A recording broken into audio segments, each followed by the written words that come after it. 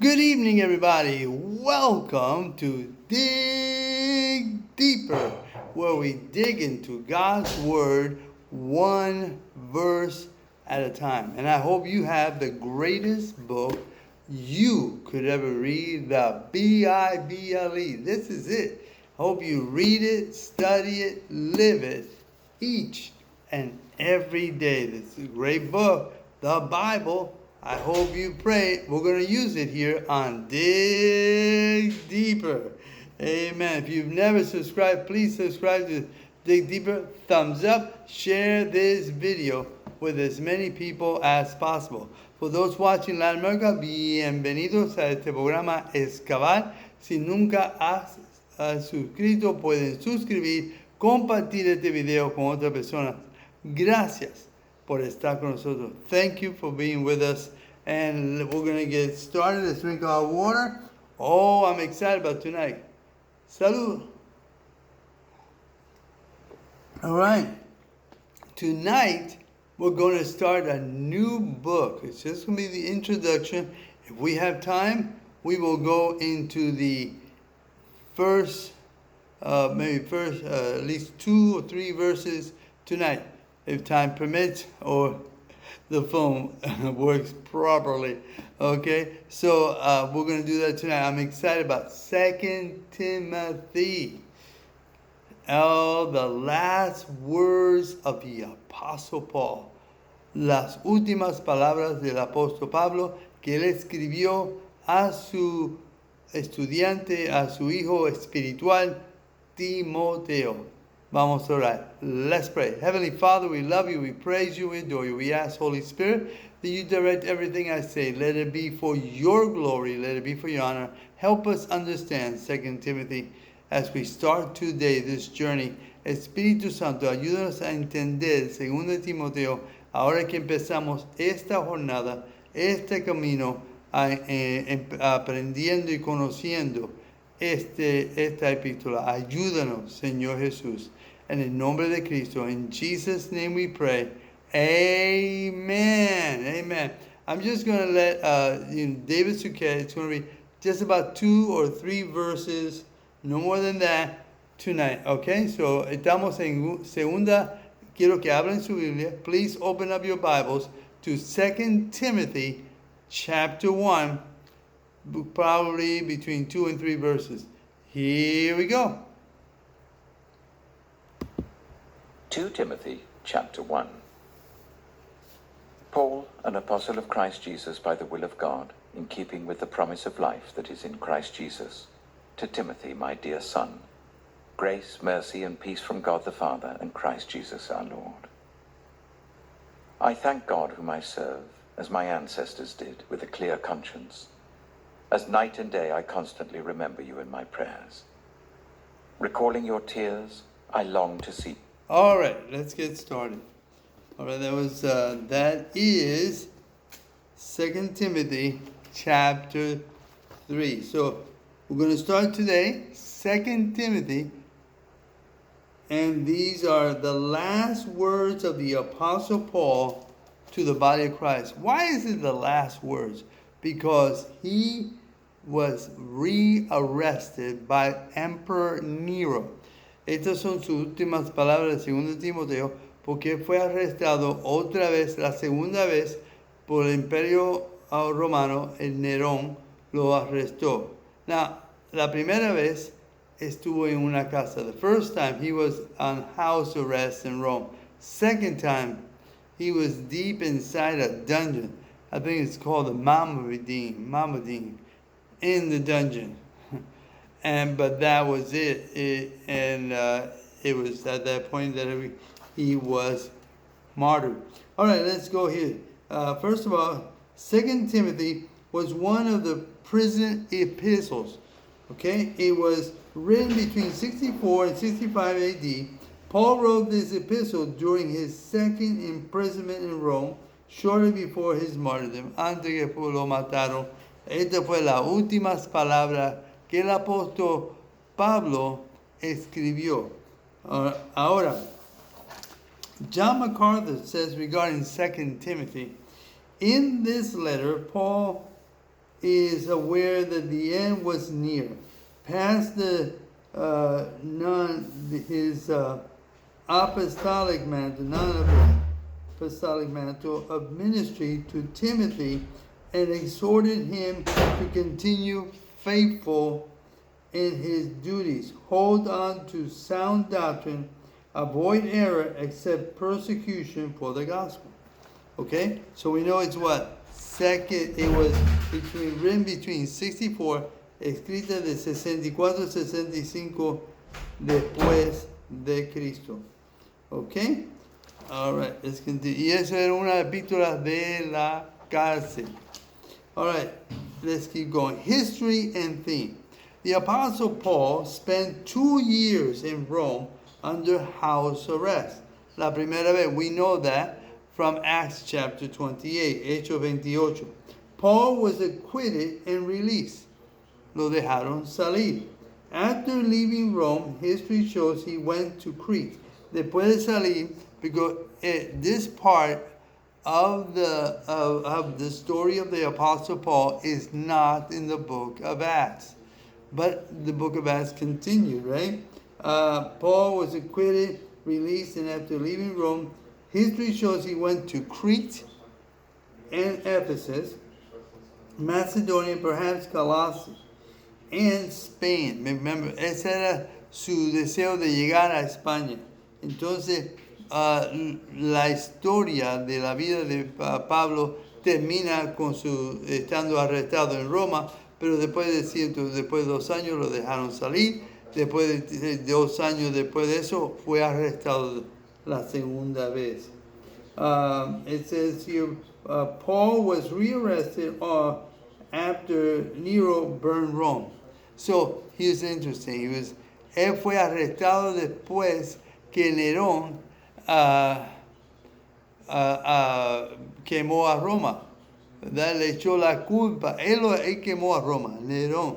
Nero burned Rome, but he blamed the Christians. And that's what created more persecution.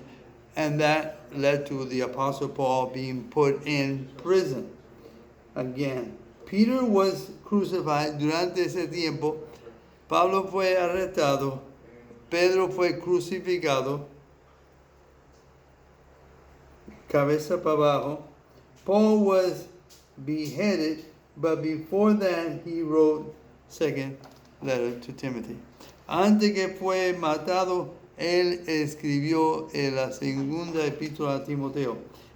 John Kosler, 2 Timothy theme history, he said, Paul also looked into the future and saw the threat of apostasy on the horizon. The things Paul experienced and the dangers Timothy would face were only a foretaste of the difficult times yet to come. So, Paul writes here to prepare Timothy about what was coming. Remember, este era su hijo espiritual. Quería prepararlo para los ataques que venían. Iba a haber mucha apostasía. In other words, people turning away from the faith. All right, let's keep going. What is the purpose of 2 Timothy?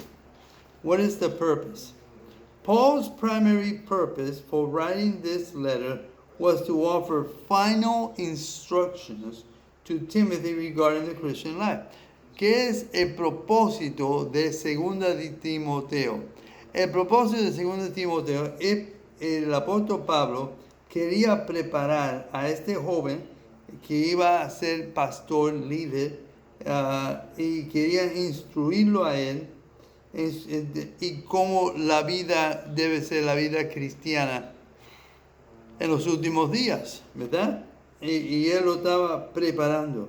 He wrote to strengthen Timothy's loyalty to Christ in the face of suffering persecution. Le estaba animando a Timoteo a ser fiel en medio de las persecuciones. Because as you know, he wanted Timothy to be strong in the midst of persecution. When there's persecution, a lot of people say, okay, well, all right, I think I've gone as far as I'm going to go with this. I'm out of here. And people give up and go into the world and say, okay, I won't talk about Jesus anymore. Y la situación era así, era vida o muerte, seguir a Cristo. We in the Western world, we don't get it, right? A lot of people say they're, quote, believers, quote, Christians, and they live in the world. They don't share the gospel. They don't tell anybody that they're followers of Christ. They don't encourage others to repent and put their faith in Jesus. But that's not the first century. To be a first century Christian was a life or death decision. Ser cristiano en el primer siglo era vida o muerte. You know, si negabas a Cristo como tu Salvador, a la gente, al Imperio Romano, vivías, podías vivir. Si tú decías que eres cristiano, seguidor de Cristo, te iban a perseguir hasta la muerte. All right, let's keep going. Second purpose was to urge Timothy to join him in Rome. Paul knew he was soon to die. Entonces, el primero escribe el segundo Timoteo para animar a Timoteo a prepararse y conocer, instruirlo en la vida cristiana y cómo ser fiel en medio de la persecución. Número 2, él quería que Timoteo viniera a estar con él en la cárcel, porque sabía el apóstol Pablo sabía que su tiempo era corto, le faltaba poco y que iba a ser, lo iban a matar. Okay, looks like we have time. Let's go to 2 Timothy chapter 2, verse 1. 2 Timothy chapter 2. Remember, Jesus Christ loves you, and repent and put your faith in Jesus Christ. Okay, 2 Timothy, 2 Timoteo capítulo 1, versículo 1. Paul, an apostle of Jesus Christ by the will of God, according to the promise of life which is in Christ Jesus. All right, so Paul was speaking here. The word promise is the Greek word ep-ang-leia, which means a pledge of divine assurance. Paul considers himself a person who transmitted a message of life. Ironic, he writes this also is about to be, he writes this at the same time he's about to be killed, beheaded in Rome. Again, Paul considers himself a person who transmitted a message of life and transmitted a message of life in Christ Jesus, but he was about to be beheaded for his faith, for the preaching of the gospel. There's a cost to following Jesus. It's not all fun and games, everything hunky-dory. You prosper, you get a new car, get yourself a new house, and everything is great. And you got the people in government you want, and everything's fantastic. Hogwash. Listen, to be a believer, you have to die daily. Tienes que morir todos los días. Jesus said, he that comes to me must deny himself, take up his cross daily, and follow me.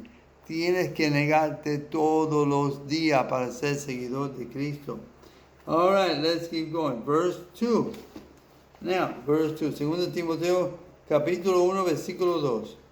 To Timothy, my dearly beloved son, again his son in the faith, grace, mercy, peace from God the Father and Christ Jesus our Lord. Look at this.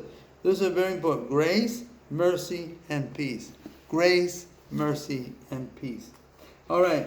The word beloved, and it said here, my dearly beloved, is the Greek word agapetos, which means favored, favor, con favor, mucho favor. Paul's deep love for Timothy is shown throughout this letter. Okay, something I should have done. Verse 1, I did have a comment by J. Vernon McGee. The Lord Jesus gives you life when you trust him as Savior, Because he paid the penalty of sin, he today can offer you heaven on the basis of your faith and trust in him. You have to put your faith and trust in Jesus Christ to be saved. Thomas Brooks, and this is verse 2, he said, sin and grace are like two buckets at a well. When one is up, the other's down. Grace turns lions, I like this, listen to this. Grace turns lions into lambs, wolves into sheep, monsters into men, and men into angels. Grace turns counters into gold, pebbles into pearls, sickness into health, weakness into strength, and wants into abundance. Wow, what does grace do? And it's unmerited. La gracia de Dios no merecemos. So, en el primer versículo estamos hablando diciendo de las promesas que estaba hablándole a ellos, a él, de la vida que se encuentra en Cristo Jesús. Versículo 2, a Timoteo, el hijo en la fe, que estaba diciendo que la gracia, misericordia y la paz de Dios esté contigo. Amén. Entonces, esto es lo que dice aquí este Señor en el versículo 2, hablando de esa paz, es la gracia del Señor Jesús. Él habla mucho aquí, este señor Thomas Brooks, habla de la gracia y que la gracia convierta a un león a una oveja, a un lobo a una oveja,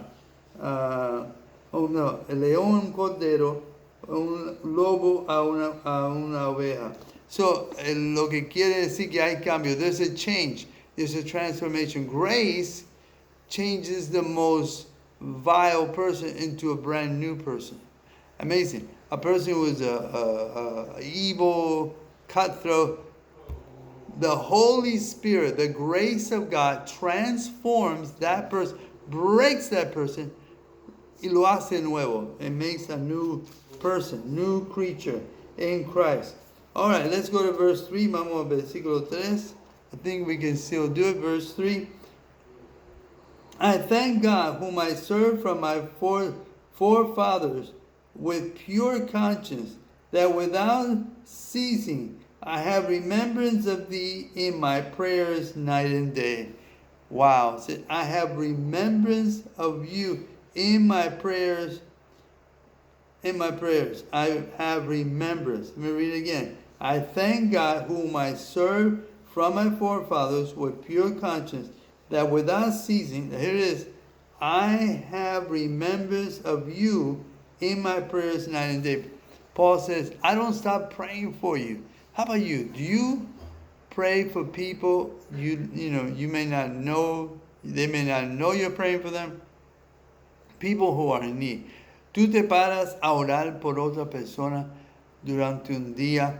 Tú piensas de esa persona. El Espíritu Santo te trae esa persona a tu mente y debes de orar por ellos. Dios no te trae una persona por accidente. Es un plan. Dios quiere que tú ores por ellos. God doesn't, excuse me, cause you to pray or bring somebody to your mind by accident. He wants you to be able to pray for that individual. So do pray for them. All right, let's see what we have here. Verse 3, it says the word remember is the Greek word echo, which means hold, possess, recover, to hold fast, to cling to. All right? So I thank God, whom I serve with a pure conscience, as my forefathers did, as without ceasing I remember you in my prayers night and day. Though Paul may have been kept this time in cold, damp prison, he was still worshiping God. Hallelujah. Ladies and gentlemen, he was no longer under house arrest. He's in a dungeon. Ugly, real bad. And in there, él sigue adorando. In there, in that dungeon, he's still praising God. Sigue adorando a Dios. No matter your circumstances, believers should bring them to him. Bring your issues to the Lord. And that's what he was doing. He was bringing issues. He was bringing things. Maybe the people who came to see him, like Timothy or Luke, told, hey, this is happening in that church. And Paul began to pray.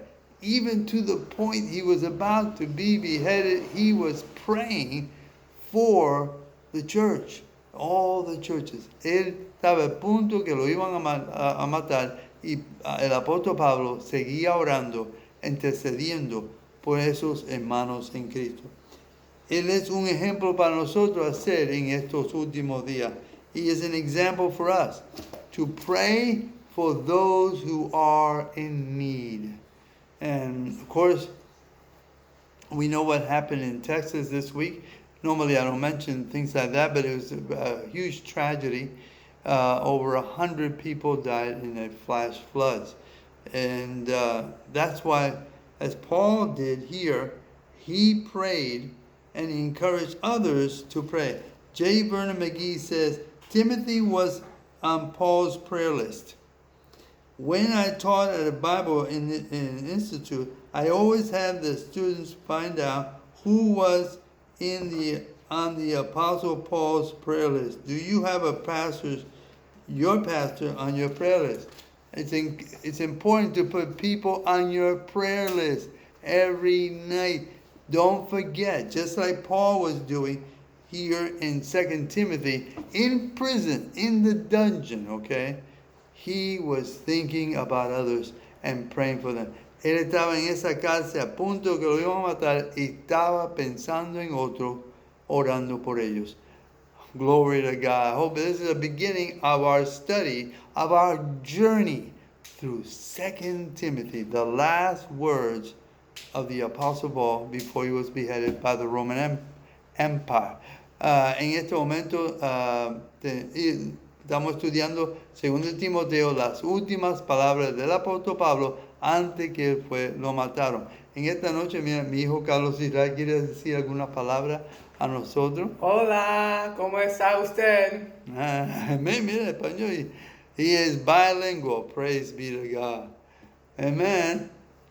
Hallelujah. Si no, arrepiéntese de sus pecados y cree en el Evangelio de Jesucristo. Y pon su fe en Jesucristo. Ustedes van al infierno y el lago de fuego. Wow. En su padre el diablo. Así mismo, más claro. Only genuine, born again, Holy Spirit filled, blood bought, false Yeshua Messiah are going straight to heaven. That's it. That's it. Because of what the Lord Jesus Christ has done, because of who He is, not because of what they have done, because of who they are. Exactly. It's all about what Jesus did, right? Amen. Every man and woman from all different nations and tribes and languages and skin colors and ethnicities and cultures must repent from their sin, turn away from their wicked ways, trust in the Lord Yeshua Messiah, the one true living God, believe the true gospel, which is trust in the one true living God, with godly, genuine sorrow. If not, they're going straight to hell in the lake of fire and unconceivable eternal torment with their father devil. If they do so, they'll become a child of the living God and of the Lord Jesus Christ, and be in heaven with their Father, the Lord Yeshua Messiah. Amen. Praise God. Praise God. Thank you. Glory to God. Glory to God. Ladies and gentlemen, as my son clearly informed you, there's two roads. Hay solamente dos caminos. O te vas con Jesucristo, te arrepientes de tu pecado, pones tu fe en el Señor Jesús y tu nombre va a ser escrito en el libro de la vida, o te vas en la otra dirección, que es el camino hacia el infierno, si tú niegas a Cristo. So, there's two roads, ladies and gentlemen. There's no purgatory. Either you repent of your sins and put your faith in Christ Jesus, then you're on your way to heaven. But if you say no to Christ, then you are on your way to hell. And hell is a place of torment, suffering, and pain, gnashing of teeth. You don't want to go there.